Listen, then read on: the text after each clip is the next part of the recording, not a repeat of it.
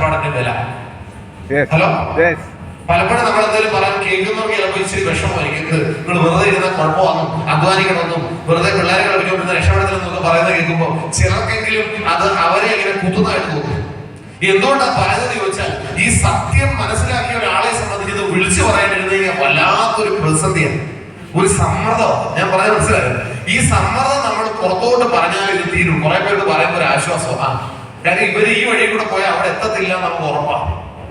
എറണാകുളത്തോട്ട് പോകേണ്ട ഒരാള് ചേർത്തല നേരെ ഇറങ്ങി എക്സ്റേ ജംഗ്ഷനിൽ ചെന്ന് നോക്കുക. എക്സ്റേ ജംഗ്ഷനിൽ നിന്ന് ഇടത്തോട്ട് പോയാൽ എറണാകുളം ചെല്ലുവോ ഇല്ലയോ? എറണാകുളം ആണെന്ന് വിചാരിച്ച് ഇടത്തോട്ട് 20 കിലോമീറ്റർ പോയാൽ 25 കിലോമീറ്റർ പോയാൽ ആലപ്പുഴ ചെല്ലും. അപ്പോഴും തിരിച്ചറിയാതെ വീണ്ടും 25 കിലോമീറ്റർ പോയാൽ ഏതാണ്ട് ഹരിപ്പാട് ചെല്ലും. ഹലോ, അപ്പൊ എവിടെയാ തെറ്റിയത്? ഈ എക്സ്റേ തിരിഞ്ഞില്ലേ, ഇടത്തോട്ടുള്ളതിന് പകരം വലത്തോട്ടായിരുന്നു എടുക്കേണ്ടത്. ഹലോ, വലത്തോട്ട് തിരിക്കാൻ വിട്ടുപോയി.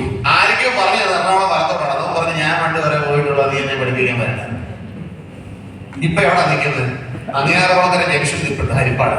ഇനി ഇവിടുന്ന് പുറപ്പെട്ട ചേർത്തല വരണമെങ്കിൽ മിനിമം 1.5 മണിക്കൂർ വേണം. എന്നിട്ട് വേണം എങ്ങോട്ട് പോകാൻ? എറണാകുളത്തോട്ട് പോകാൻ.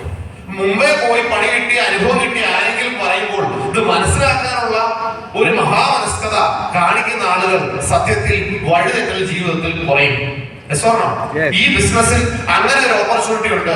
നമുക്ക് മുമ്പേ നടന്ന ആരായാലും നമ്മളെക്കാൾ പൊക്കം കുറവുള്ള, വണ്ണം കുറവുള്ള, ഗ്ലാമർ കുറവുള്ള, വിദ്യാഭ്യാസം കുറവുള്ള, ജാതി മതവും കുലവും ഒക്കെ കുറവെന്ന് വെച്ചു, എന്ത് കുറവുള്ളവനും ഈ ബിസിനസ്സിൽ വന്നാൽ അവനെ പോലെ അച്ചീവർ ആകാൻ പറ്റുന്ന ഒരു സാധ്യത വേറൊരു ഓപ്പർച്യൂണിറ്റി കിട്ടുന്ന മനസ്സിലാക്കാം.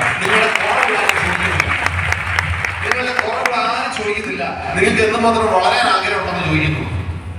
അങ്ങനെയുള്ള ഒരു ഓപ്പർച്യൂണിറ്റിയാണത്. ഈ വീട്ടിൽ നിന്നൊക്കെ ജീവിതം ഒത്തിരി